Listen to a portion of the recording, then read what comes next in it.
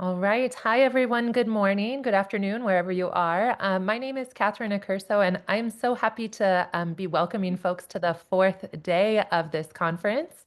We're kicking off this final conference day with a wonderful plenary by Dr. Victor Lim Fei.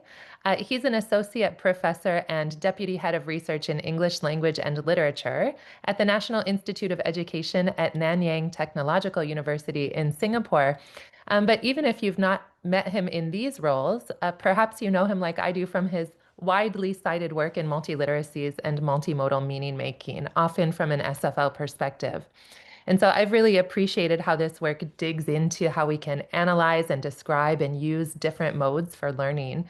For example, his engagement with spatial and embodied modes and with digital learning and Gen AI and the implications really of all these things for classroom practice and assessment and the ways that we talk about semiotics with students. And so, please do check out his books on these topics, or maybe submit something to one of the journals that he's an editor or associate editor of if these topics are up your alley too.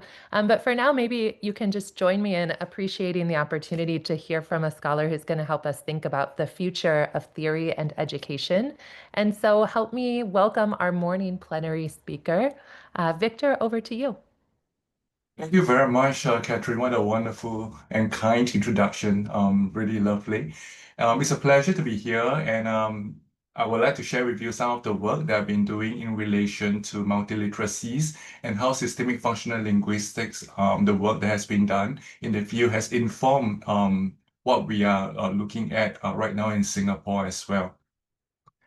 Well, SFL in education is not new in a sense that it has made a significant impact over the years with regard to how we teach and learn.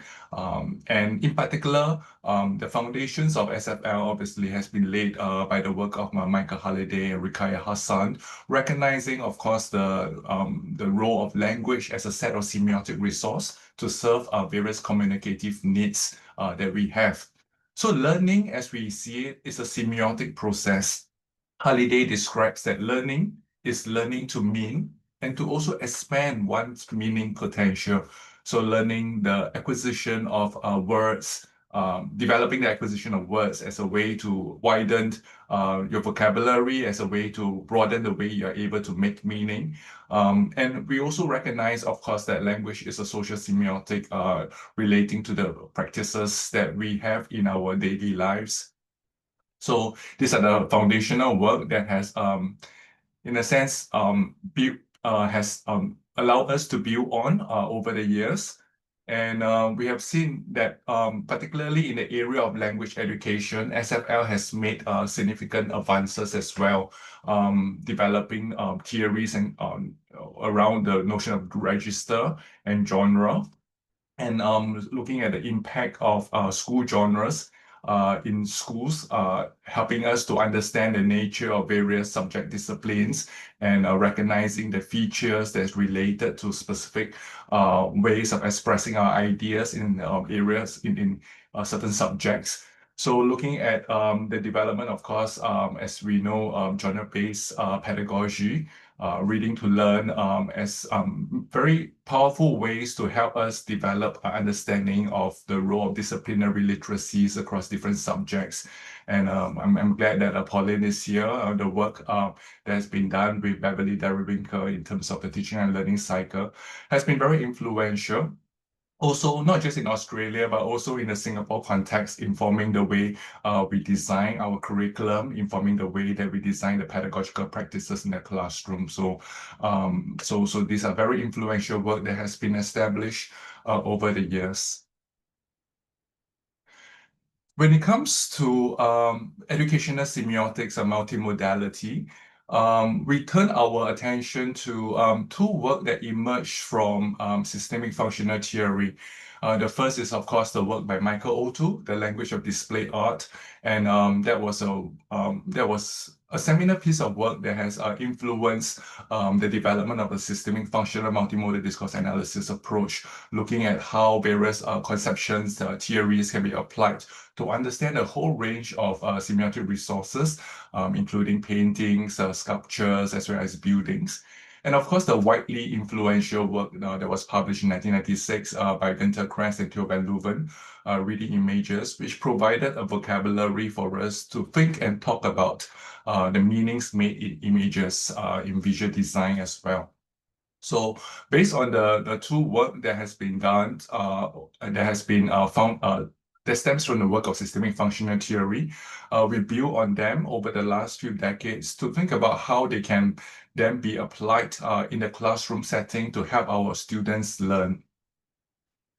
You know that over the last 2 decades or so, there have been a proliferation of a lot of research related to multimodal discourse analysis, drawing from the work from Michael Tu, Theo van Leeuwen, and Günter Kress, but also other scholars like John Bateman, Carol Halloran, they have contributed very much in terms of developing ideas in understanding how we can look at the semiotic resources around us, understand the nature of multimodal meaning making from a discourse analysis point of view, but also with application to literacy and language learning, as you can see from the examples of some of the book covers that we have here. So we thought it was timely, after all the work that has been done over so many years, to put together a handbook of what we call educational semiotics. So this is a collective project together with Glenn Unsworth, and it's a handbook that focuses on multimodality and learning. So recognizing the kind of contributions that have been made both in theory and practice related to applying a multimodal lens to understand the nature of learning. So Len describes this area of educational semiotics as a study of science and meaning making in teaching and learning. And we are concerned with three areas: multimodal knowledge representation. So while we recognize, of course, that the language that we use across different subjects is vastly different. So we know in systemic functional theory about how the language of history, for instance, is very different from the language of science. But we extend that also beyond just the use of language to also other modes of representation, recognizing that the visuals that are used across different subjects are very different. The images, even things like arrows that are used across different branches of science, biology, chemistry, and physics could have different meanings as well. So thinking a little bit more about knowledge representation and how it is inherently multimodal and how this may differ across different disciplines. The other area that we are interested in is multimodal literacy. So the idea that students need to develop certain knowledge and skills, that is the competence, as well as semiotic awareness to be able to work with multimodal communication, both in terms of the viewing of multimodal text critically, but also the expressing of their ideas, experiences, and identities through the representing of multimodal text with multimodal text. So efforts and work related to multimodal literacy is one key area in educational semiotics that we are very interested in. And the third area relates to multimodal pedagogy. So taking a step back and thinking about the teacher in the classroom as a designer of learning experience, and how when the teacher designs the learning experience in the classroom, when the teacher teaches, they are not just only using words alone, but they are also expressing their ideas, their meanings with gestures, with movement, with facial expression. So thinking about the orchestration of the multimodal resources in the classroom as embodied teaching. So recognizing that even in the language classroom, the learning happens beyond just the use of words alone, but the orchestration of a whole range of various semiotic resources, including that of digital technology. So that is a big area of interest at this point in time with regard especially to what Emilia Jonov and Theo van Leeuwen have described as semiotic technologies in the classroom. So PowerPoint, platforms, learning platforms, games such as Kahoot, but also more recently, generative AI and how that would change the nature of teaching and learning in the classroom. So multimodal pedagogies involves thinking about the orchestration of the corporate resources, but also digital resources, the tools that we bring into the classroom. So We I'm glad together with Len, we are so happy that we finally put together the different chapters, managed to get all the collections in and all the contributions in, and we have just submitted last week to the publisher. So it's a very rich range of work that has been done by many leading scholars in the field, as you can see, and we expect the publication to be out next year.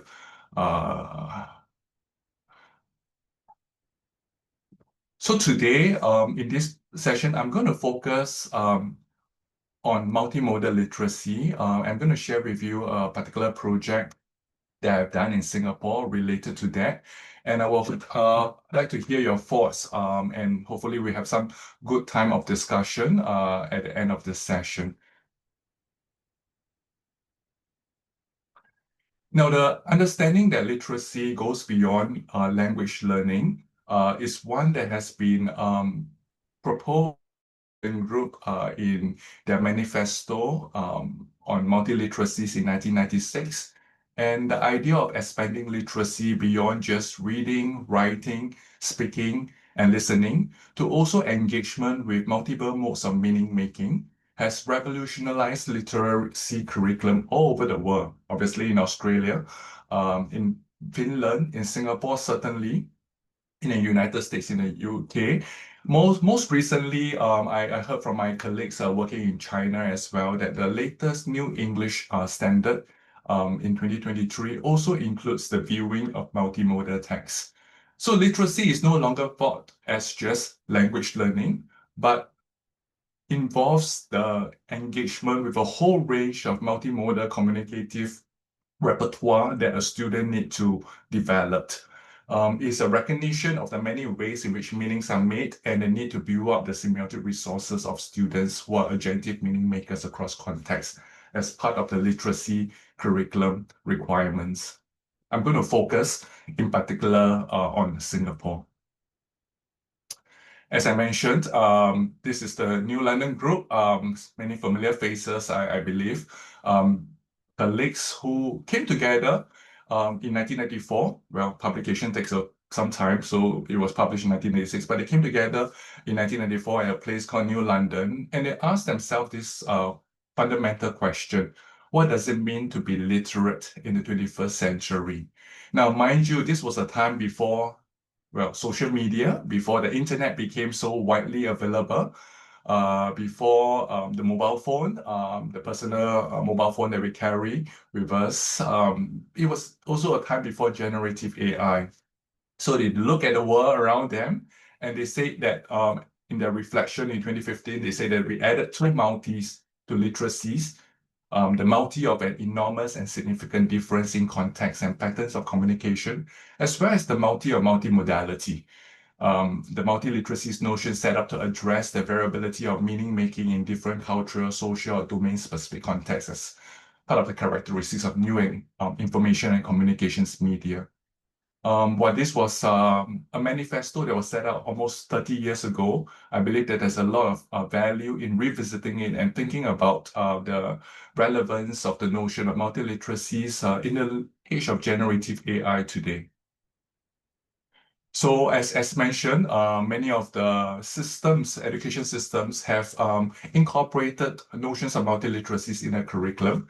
NCT in the US issued position statements recommending the integration of multimodal expression in the broader literacy objectives of the curriculum. In Victoria, multimodality is incorporated in the state literacy curriculum. In Singapore, our EL syllabus mandates that teachers guide students in both language skills, as well as the viewing and representing with multimodal text, so recognizing that literacy is multidimensional. Again, if we take a step back and we ask ourselves, multimodality is such an inherent nature of human communication. If you think about a child growing up, reading picture books, making drawings with colored pencils, and some of us would feel that perhaps multimodal meaning making is intuitive, it's just native to all of us. So the question to consider is, do we need to really teach multimodal text, or can we just leave it for students to develop naturally? In many of the classrooms that we visit and the lessons that we observe in the Singapore context, we notice that many teachers will bring in multimodal text into the classroom as a way to engage students' attention, as a way to engage their interests, as a way to scaffold the learning of reading or in particularly writing.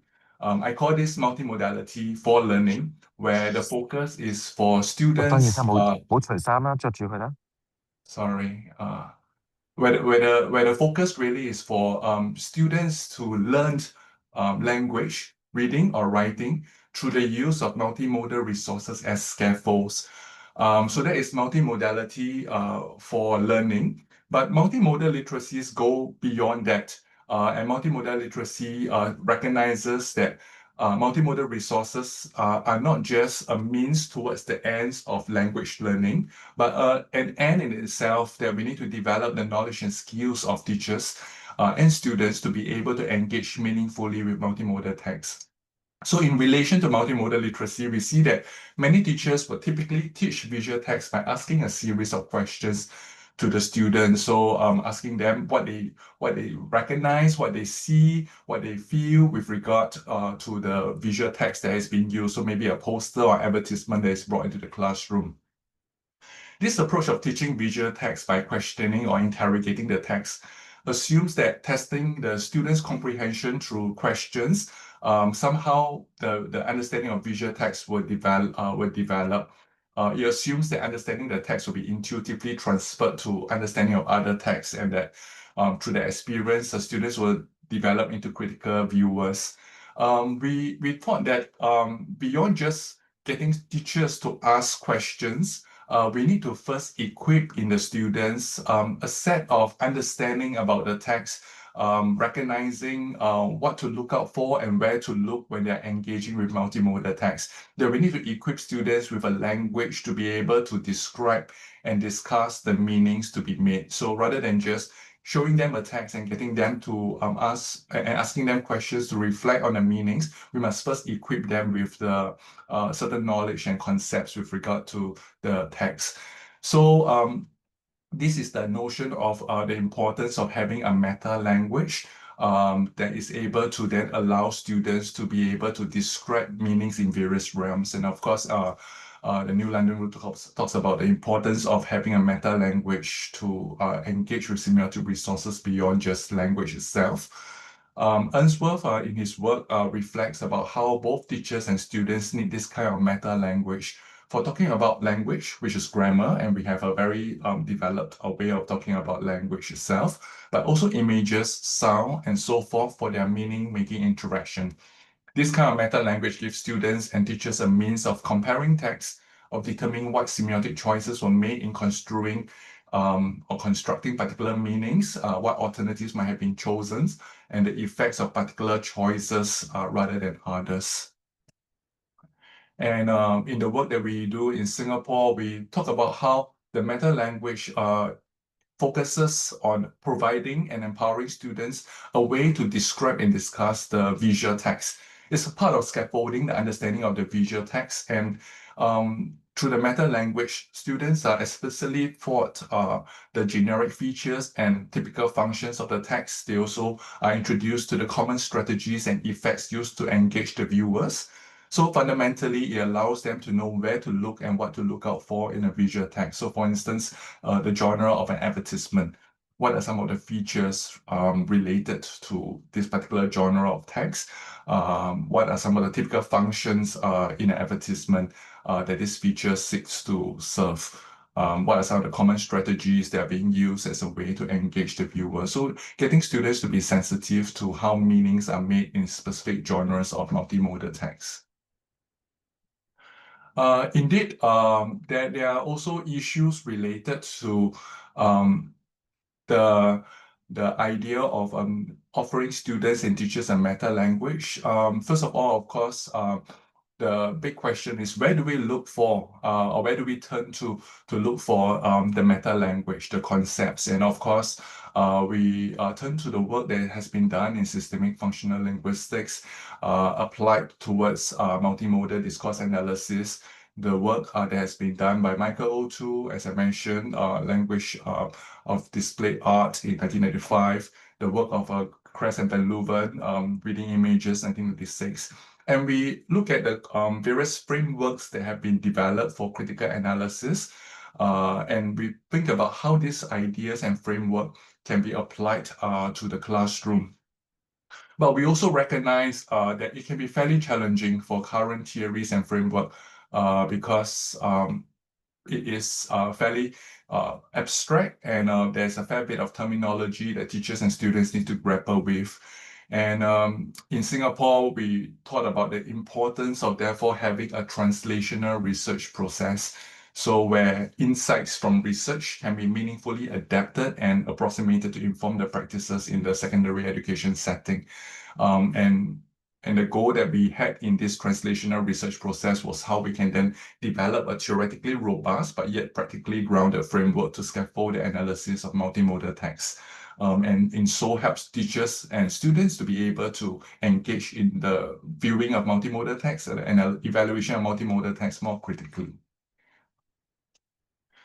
And so we more recently decided to couch it as a pedagogic meta language rather than a meta language in itself, because the meta language, of course, has been used to describe and represent other meaning-making systems such as images. But in the educational context, a pedagogic meta language is a type of conceptual language that is appropriated and used within the classroom as a resource really for teachers and students to describe, reflect on, and unpack the kind of meanings in multimodal text. And a pedagogic meta language in itself is supposed to be teachable and practically relevant in a classroom, so that it at once is able to be robust enough to support the kind of critical and analytical awareness that we require, not just for primary school students, but also secondary school students. But it has also to be accessible enough so that it doesn't demand overly highly specialized knowledge from teachers or learners that can be very daunting.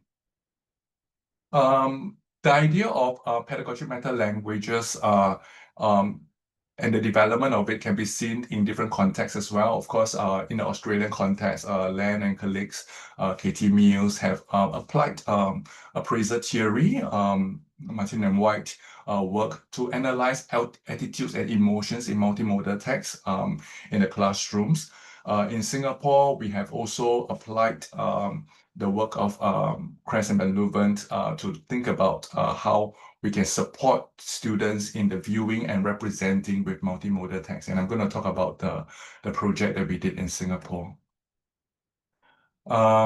So going back again to the notion of translational research, so recognizing that it may be challenging for us to look at the current theories and framework in multimodality and to apply them directly to inform teaching and learning, we therefore need to have a translational research process where insights from research can be meaningfully adapted to inform the practices in the secondary education setting.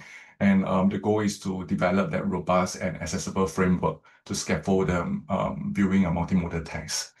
So this is the translational journey that we have in terms of design, identifying the learning problem, prioritizing key ideas, and thinking about the kind of vocabulary that's required, how we can then simplify some of the key concepts and representation in a way that becomes accessible to teachers and students across different age groups, ensure relevance to secondary school students, as well as align that with the current curriculum that we have.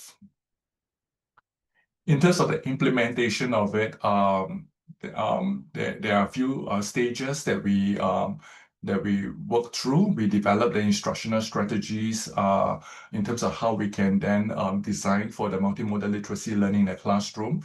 We work very closely with the teachers, inviting them to push back on some of the ideas that we have. Because ultimately we recognize that teachers know their learners best and they understand the context of the schools, the learning needs. So rather than being interested in implementation with fidelity, we are interested in working with a teacher to contextualize the ideas that we have from the theoretical framework into something that makes sense for them. And later on, I'm going to share a project in which we did just that. So we will draw the lesson package in the classroom, we review with the teachers, and usually we will revise it and then invite more teachers in the schools to try it as well. So in the study that I'm going to share with you, we together with Len, we applied the notion of recontextualization as a way to understand how the literacy curriculum in Singapore, the outcomes that we have regarded with regard to literacies, is recontextualized into professional learning that we offered to the teachers, and how that, in a sense, is recontextualized to the kind of pedagogical practices that the teachers demonstrate in the classroom. So there were aspects of the professional learning that they pick up. There were aspects in which they decided to focus on a little bit more, and some that they ignored, and how eventually the pedagogical practices were recontextualized to the students' learning, and we are interested in the science of learning that is shown in the students' artifacts. So in the work of Kress and obviously the work of Bernstein, we recognize that the balance of power between national framework and classroom practice is always negotiated, and this process of recontextualization, the lens that Bernstein has offered, can be useful for us to think about the shifts in meanings that are made. Obviously, we know that teachers have agency. They demonstrate this agency. They don't just follow reform. They interpret, they adapt them in the classroom, and they make decisions based on what will work best for their own students.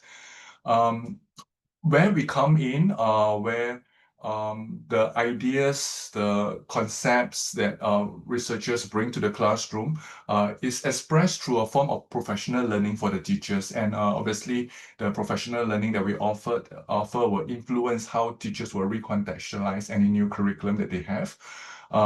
Thinking about the role of teachers, not just as implementers, but designers of learning who shapes pedagogy through their own professional judgment.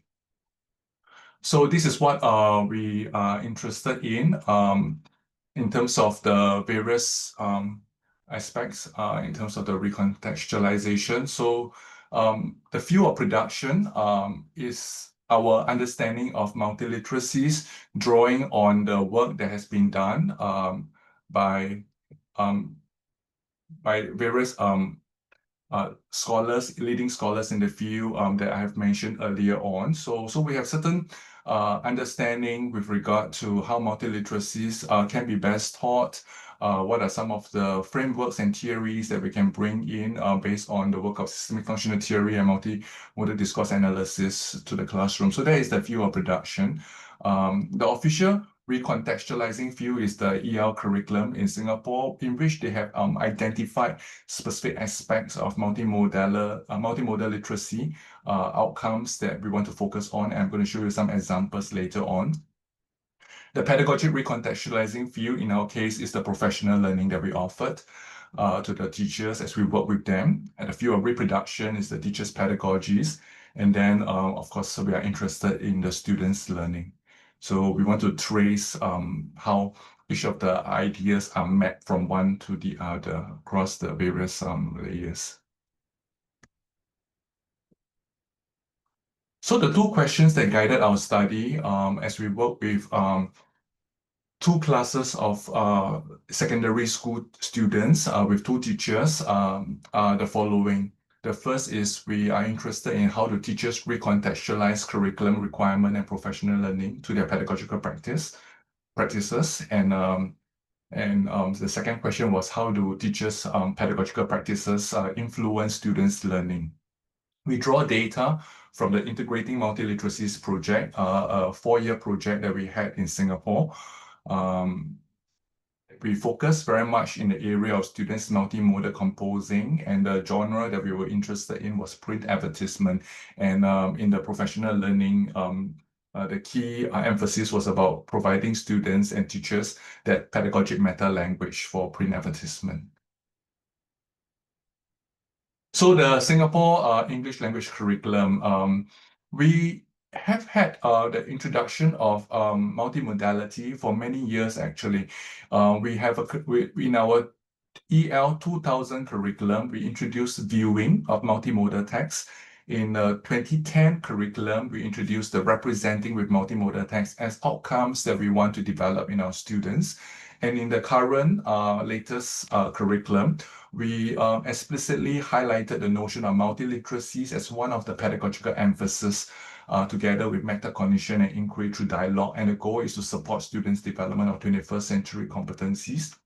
So this is a sense of how it looks like in the curriculum in terms of learning outcomes. So we have coupled viewing and representing with other areas of language learning like listening or reading. And if you look at the words in red, these are some of the emphasis with regard to what we hope to achieve in our students, understanding how semiotic modes work together, thinking about the interplay between semiotic modes, being able to combine different semiotic modes and recognizing a combination of semiotic features and how they contribute to the meanings of the text. So all these are encoded in the curriculum, and it is powerful because it sends a strong signal to both teachers and students that this is something that is not additional, it's not frivolous, but something that is part of the learning outcomes that we hope to achieve in our students. So this was the multiliteracies project that we had. I was very happy to have a good team working on this project over the last few years, and we managed to work with very committed teachers, and you recognize that this was through the COVID years as well. So they soldiered through the challenges, and we managed to develop quite a number of interesting studies through the project. We're also grateful to have Len as our consultant on this project. If you're interested, of course, the project reports are out, so you could take a look at it. This is the phase 1 of the project, where essentially we just went into the classroom to understand how multiliteracies are currently taught. We adopted a design-based research approach where the focus was really to meet the teachers where they were before we introduce any ideas about what we know about multiliteracies and multimodal meaning making to them. This is the final report that we have, and in this particular project, as I mentioned, the focus was really about building the teachers' capacity to be able to design for multiliteracies learning, and at the same time to also develop resources that we are able then to share with other teachers in the Singapore context. So if you look at the QR code here, there are links to lesson plans, lesson resources developed by teachers together with us as a way to provide examples and ideas to other teachers who are interested in the teaching of multiliteracies across both primary and secondary contexts. In this particular research study that I'm going to talk about, a small slice of the work that has been done in the multiliteracies project, we work with two teachers, Anya and Sean, and these are pseudonyms, of course, from Uriah and Dahlia Secondary School. Both schools are public schools, state-funded. All Singapore students would go to a public school in Singapore, so we have very few private schools, and these private schools are mostly reserved for expatriates children. So Anya and Sean. Anya has more than 15 years of teaching experience. Sean has a fair bit of experience as well, teaching for 10 years, and they were both from different schools, and they had earlier taught a lesson package on the use of print advertisements to lower secondary school students. Anya taught a class of secondary 1, 13-year-old students, and Sean taught a class of secondary 2, 14-year-old students. And they started with guiding students in the interpretation of the print advertisements and concluded with getting students to create a print advertisement. That was what they did. So first, let's think about the recontextualization from curriculum to professional learning. As mentioned earlier, these are the learning outcomes that are related to multimodal literacy in our curriculum. And what we did with the teachers were that we had 2 stages of professional learning, seminars, and later on lesson co-design sessions. So we conducted seminars for the schools that were participating in the project. So that was to the entire department.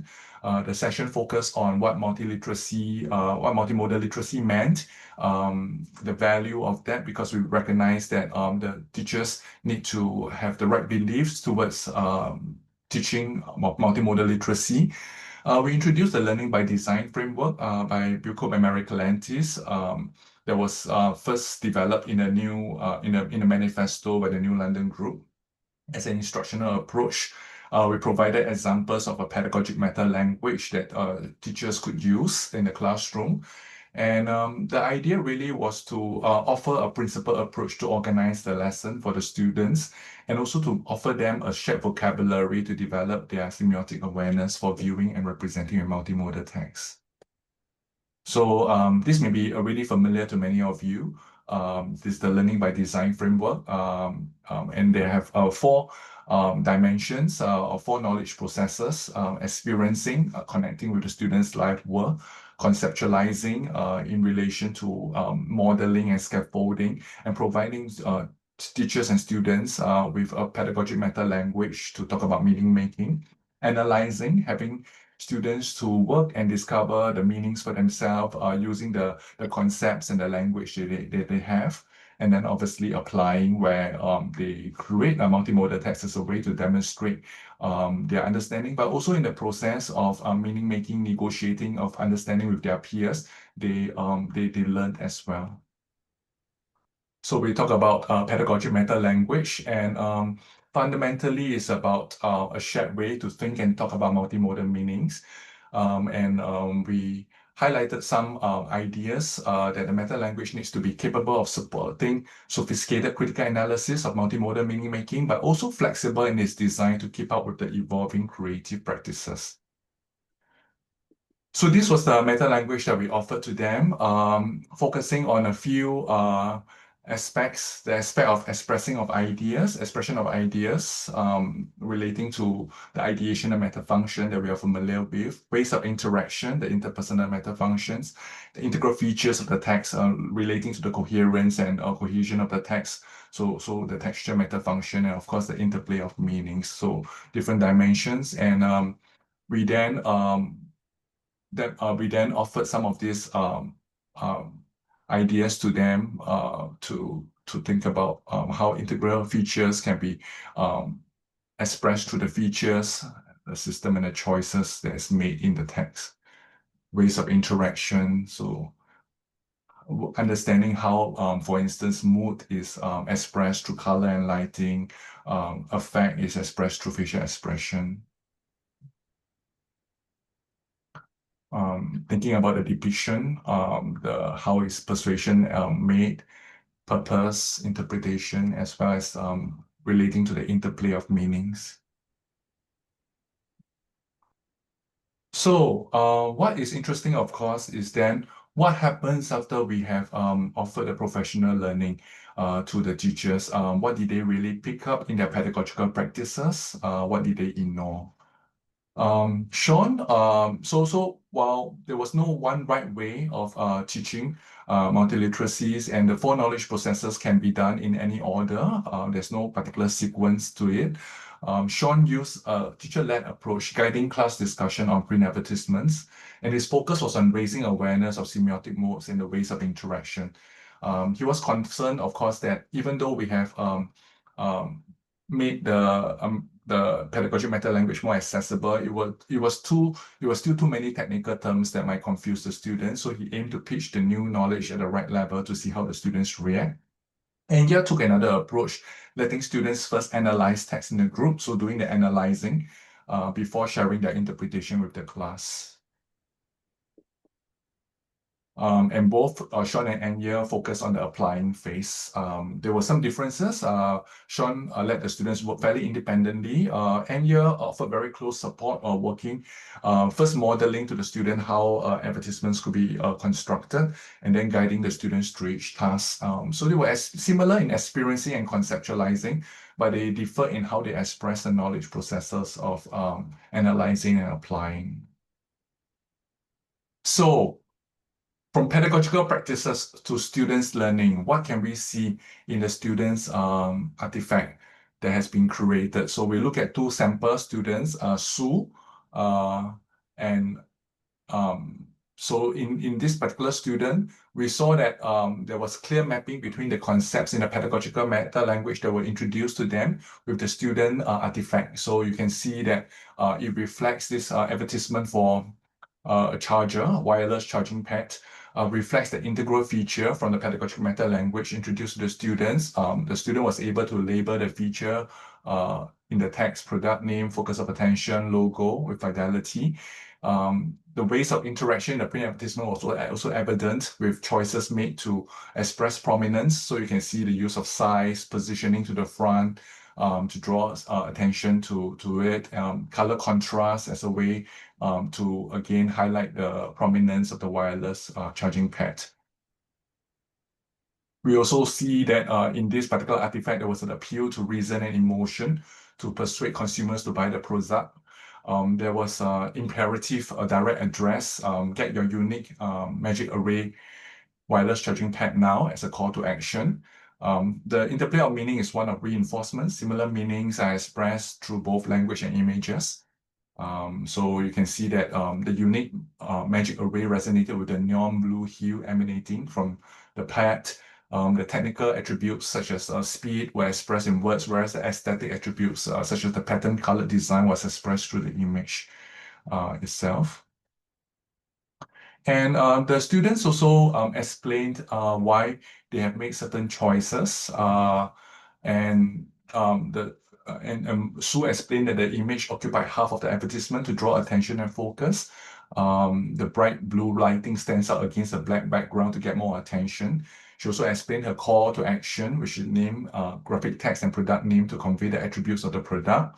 The choices reflected her understanding of how size, foreground, color contrast could express prominence.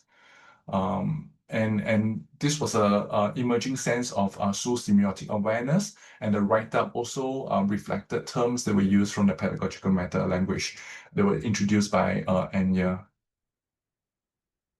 Sean's student, Adam, wanted to promote a particular extracurricular activity that he was involved in, the art club. So he chose an image with fuzzy palette-like brush strokes to depict the impressionistic use of color. There was direct gaze to express address.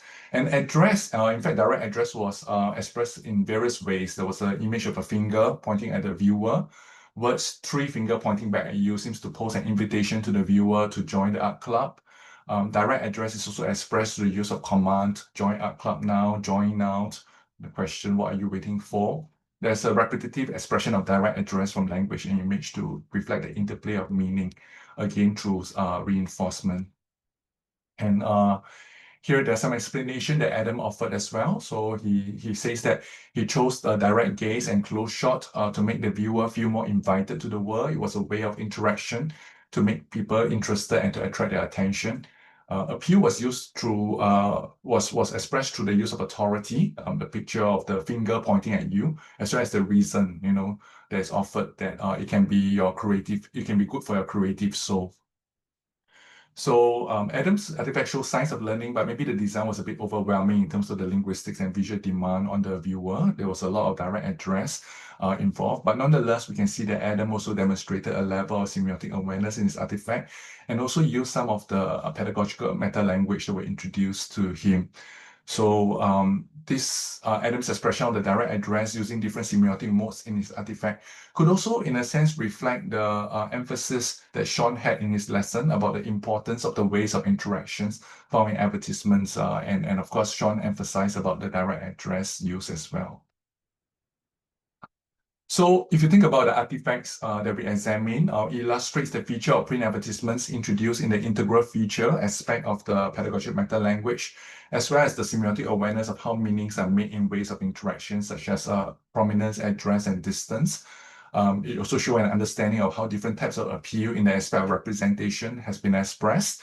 The interplay of meaning observed in their composing is evidence of them showing some understanding of how language and image can work together to reinforce an argument through similar meanings made. So these classroom practices resonate with some of the earlier studies that we have done, as well as others, where the introduction of a meta language to the students help them to better demonstrate that semiotic awareness in the artifacts that they create. Mary McIntyre, in her book, Functional Grammatics, also talk about how in her studies, the meta language was not only turning up in their writing and talking, but also appear to reshape their ways of thinking about images and their contribution to higher orders of meaning in multimodal text. But what we thought was also interesting was that we look at what was not taken up by students. So what was introduced to them, but what did they not choose to apply in their creation of the multimodal advertisements? So for instance, we did not see how power through camera angles was used. We did not see the use of inferential meaning in representing ideas. We saw integration expressed through similar meaning, but very little creative use of differing meanings that were expressed. And of course, this could be that these concepts are a bit more demanding, and students may feel less confident in applying them. And some of the implications we were thinking about is how the pedagogic meta-language perhaps should be more a level and ability appropriate and increase across over the different levels in which they revisit the similar concepts and texts. And those that are designed to scaffold complex concept, maybe we can introduce it at higher levels or to revisit them iteratively. We also did a student reflection with a focus group discussion with them to have a sense of their reflection. They liked the lessons. I mean, they appreciated the chance to make stuff. They felt that they learned a skill. They felt that they developed some critical thinking. And of course, this all align with the curriculum call for authentic and creative production of a variety of texts that students had. So thinking about how the artifacts that students create in the language and literacy classroom can go beyond just writing of compositions to also expressing themselves with a whole range of multimodal artifacts. Students also reported that initially they found the meta language to be quite confusing and hard to remember. And yes, students shared that there were a lot of terms. Some of the terms were a bit similar in terms of the nuances, so a bit of terms to remember. But perhaps with more exposure, students can become more confident and comfortable with these terms. One of the students reflected, once you get a hang of the pedagogic meta language, it should be quite easy to remember. So like any new knowledge that's introduced to the students, it requires some practice and understanding over time. So what are some of the implications that we talk about? I mean, we mentioned about the idea of ensuring that the meta language is accessible to students across different levels, perhaps looking at some basic terms and then layering the more advanced terms. One thing that we found really useful was using plentiful, clear examples to illustrate each concept to the student so that they have a sense of how it looks like in the actual text itself. And maintaining consistent use of shared vocabulary could be helpful to build up their familiarity and confidence and, really supporting both teachers and students. So not just the students alone, but the teachers themselves need to be really comfortable and consistent in their use of the pedagogic meta language. So this was an attempt for us to look at the recontextualization across the different layers that we mentioned, from the curriculum to the professional learning to what the teacher eventually focused on and interpreted it for themselves in their pedagogical practices, and eventually looking at what the students' artifacts shown. Ultimately, we recognize the role of teachers' agency, teachers as designers of learning experiences. Even though we have multimodal literacy in the curriculum, we have introduced some of these notions to them in the professional learning.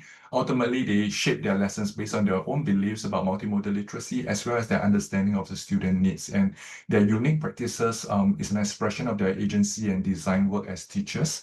And the differing approaches also highlight the need for professional learning frameworks that are structured with certain principles, but yet flexible enough to allow for different emphasis and teaching styles of the students. So how can we support our teachers better in designing multimodal literacy learning that fits their context and students? So we have looked at the recontextualization from curriculum requirement to professional learning to pedagogical practices and to students' learning. And the questions that remain as I conclude really will be, how can teachers be supported to develop that repertoire of pedagogical practices that we see in the Learning by Design framework? How should effective professional learning look like for our students, for our teachers?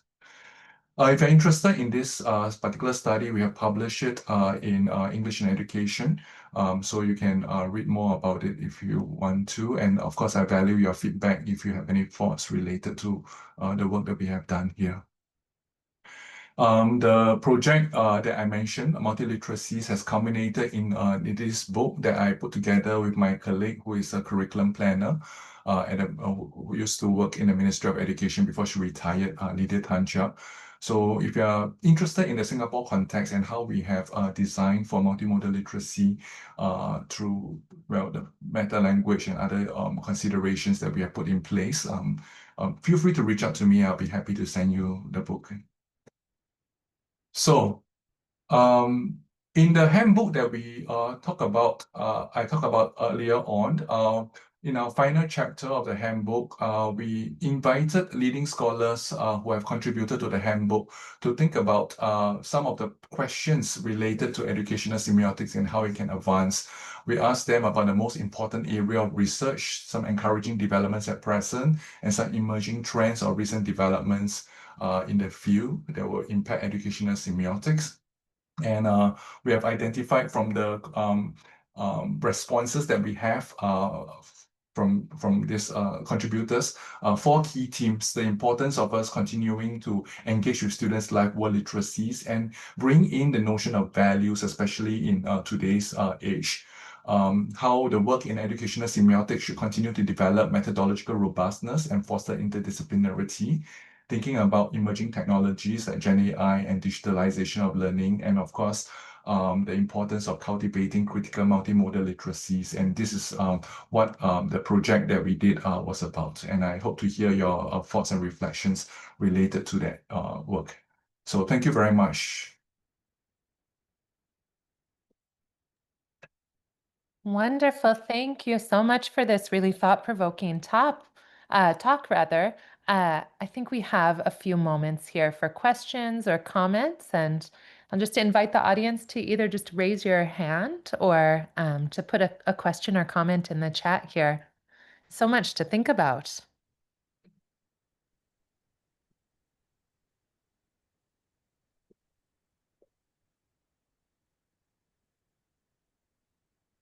Can you hear me?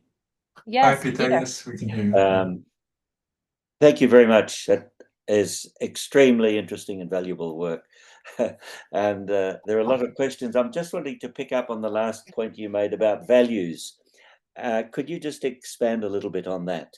I think that's a really interesting component that normally we don't, explore enough. Please. Yes, thank you very much. It was something that emerged from our attempt to bring together the voices of leading scholars that have contributed to our handbook. And one of the themes that emerged was the focus on values. Initially, we were a little surprised that so many of the scholars mentioned this, but upon reflection, we thought that it does really make sense in a time where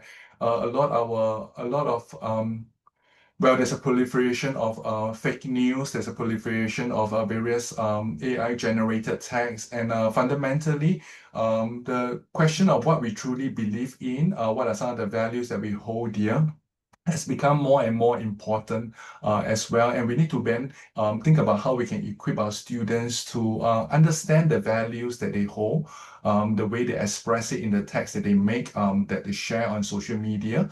And fundamentally, I also think that values relate to criticality, and criticality is about recognizing perspectives, recognizing that there are different sets of values out there, and thinking about what resonates with them and what they truly believe in.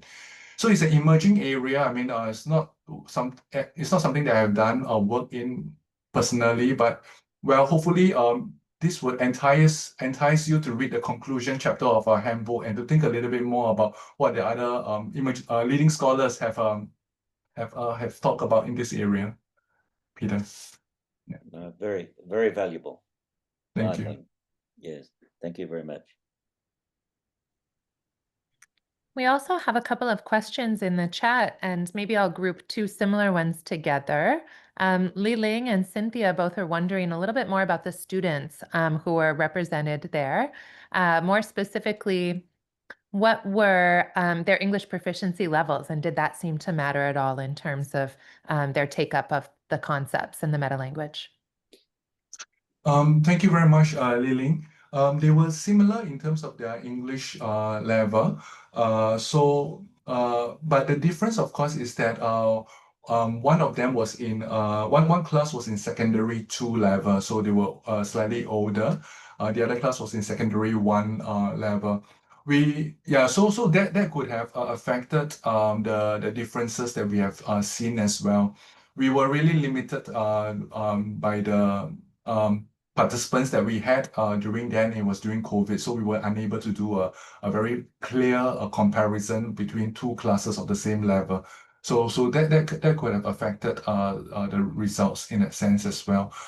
Did I observe any differences? I think we did not intervene, but what we allowed the teachers to do was to express their pedagogy in a way that they felt best met the needs of the students. So both Anya and Sean had very different ways of approaching, as I shared earlier on, how they interpreted the learning by design framework. And I think that was, in a sense, a reflection of the different profile of students that they recognized and what they needed in the classroom as well. So that was kudos to the teachers.